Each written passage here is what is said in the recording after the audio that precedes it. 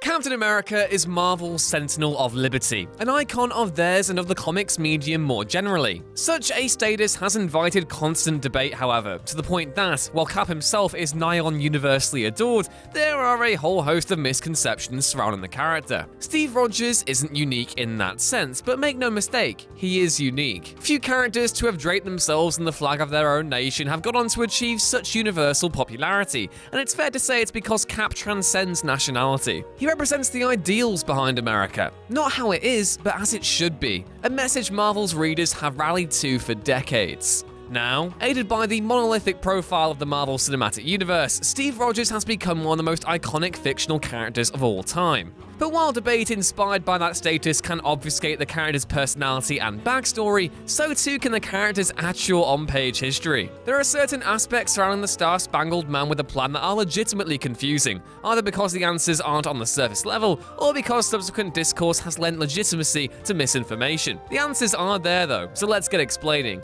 I'm Yoon from What Culture, and here are 8 Captain America questions that always confused you. Number 8. What's the deal with US Agent?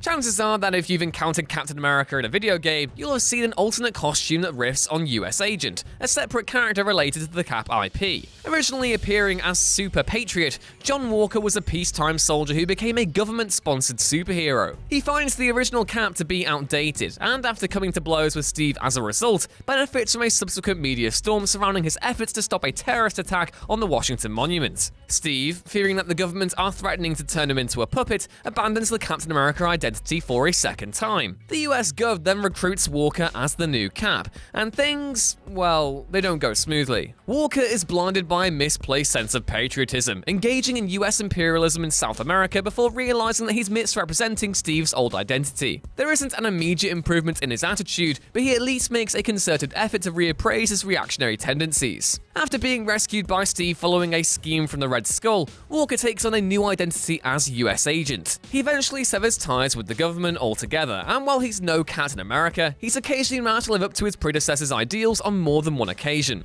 Number 7. Why did Steve Rogers originally change his shield? The first Captain America comic, written by Joe Simon and penciled by Jack Kirby in March 1941, depicted Steve Rogers punching Adolf Hitler square in the jaw with his trademark outfit in full view. It was a landmark moment, but while few artists have ever departed too heavily from Kirby's original design, few have ever returned to the more angular shield the character sported in his first appearance. So, when did Cap start changing his shields? He's been through a lot of them, even donning an energy-based light shield towards the end of the 20th century, and while most, if not all, have been red, white, and blue, they haven't always been circular. Surprisingly, Cap only actually had the angular weapon on his first appearance. He switched to the circular one straight after in the next issue. The reason why? Timely Comics received a complaint from rival publisher MLJ that it too closely resembled their own patriotic hero, known as the Literal Shield. In the comics themselves, Cap was actually presented with his new shield by President Franklin Delano Roosevelt, as told in 1981's Captain America number 255, from a design made by scientist Myra McLean. Meanwhile, the term vibranium wasn't actually coined until 1966 in Daredevil of all comics. The more you know.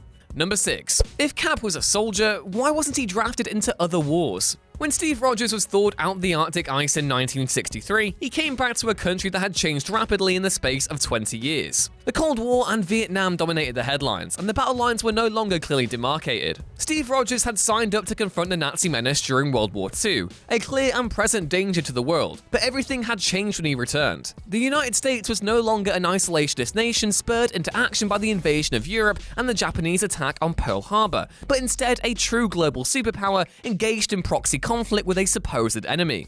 It wasn't a cause Rogers believed in.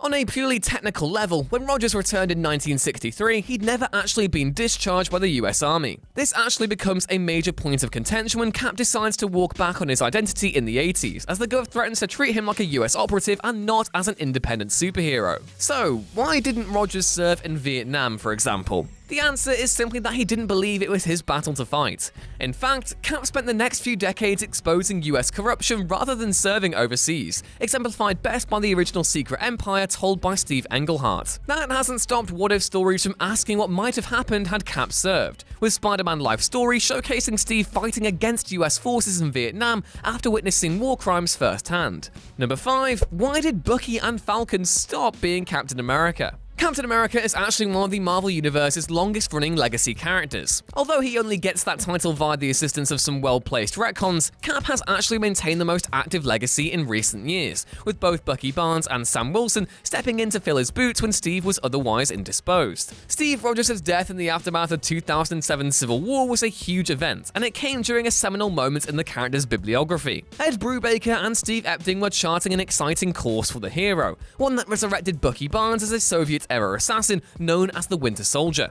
When Steve was gunned down on his way to court, there was only one person who was going to replace him, although Barnes himself was reluctant to wield the shield. Comics dictate a return to the status quo, however, and it only took a couple of years until Rogers returned, but not as Captain America. For a while, Bucky actually retained the Cap identity while Steve took on the new role of America's top cop. It was only when Barnes himself was then killed off that Steve again took on the role, and Bucky attempted to detoxify the Winter Soldier identity. Falcon, on the other hand, became Captain America after Steve's super soldier serum wore off and aged him completely. For a while, Wilson was the only Cap, until Steve returned and there were two. Secret Empire then concluded with Steve shaking the fascist funk brought on by the Cosmic Cube, which led Wilson to relinquish the mantle back to his friend. Number 4. So, how did Steve come back to life again?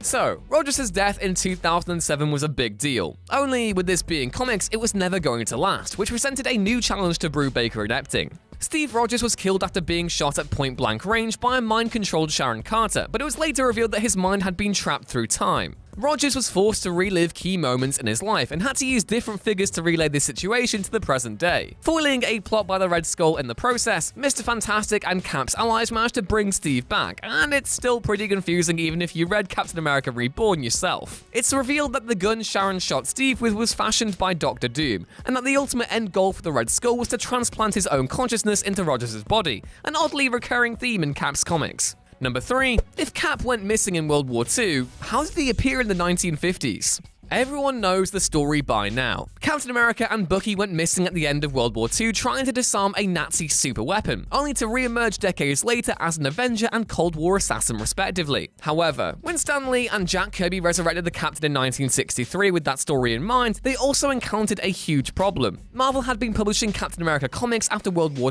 II for years. The 1950s Captain America books are a fever dream of contradictions and McCarthyist posturing, but that allowed Marvel to have fun years later. In the lauded Steve Englehart and Sam Buscema run on the comic, the creative duo introduced the character of William Burnside to explain how Cap existed in the 1950s. Burnside, much like the 50s-era Cap comics, was an aberration. The story goes that the government wished to cover up the deaths of Steve and Bucky and so injected Burnside and another soldier with an ersatz version of Dr. Erskine's super soldier serum. Burnside himself walked, talked, and looked like a fascist, while the botched super soldier treatment left both him and his Bucky with psychotic tendencies. Stored in suspended animation after the government realized that they perhaps made a huge mistake, Burnside later returned as the villain known as the Grand Director, battling Bucky's Cap until finally conceding defeat in 2012. Number 2. Who does Captain America really answer to?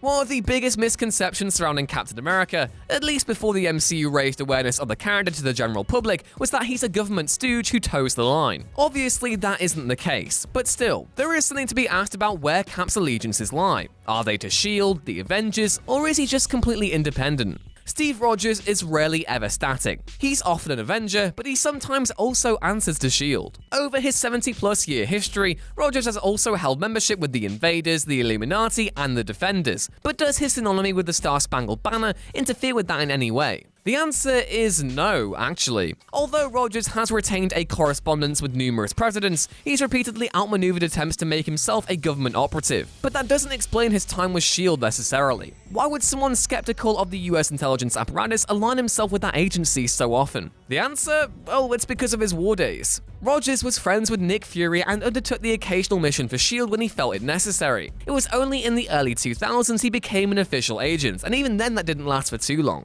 And number 1, how does his S.H.I.E.L.D. always return back to him? For a long time, those who've taken umbrage with Cap's S.H.I.E.L.D. throwing ways have lamented how it makes no sense. However, it actually does, and it all stems from the Super Soldier Serum. When Steve Rogers was given Professor Erskine's formula, it not only heightened his physical attributes, but also his mental skills too. Thus, whenever Steve yeets his mighty shield, he plans out the exact angle it needs to hit to return back to him. He's just that clever. And that was our list. What Captain America questions do you find confusing? Let us know in the comments below, and don't forget to like, share, and subscribe if you haven't already. I've been Ewan. Catch me waxing lyrical over America's ass on Twitter @EwanRuinsThings, and I'll see you next time. Bye!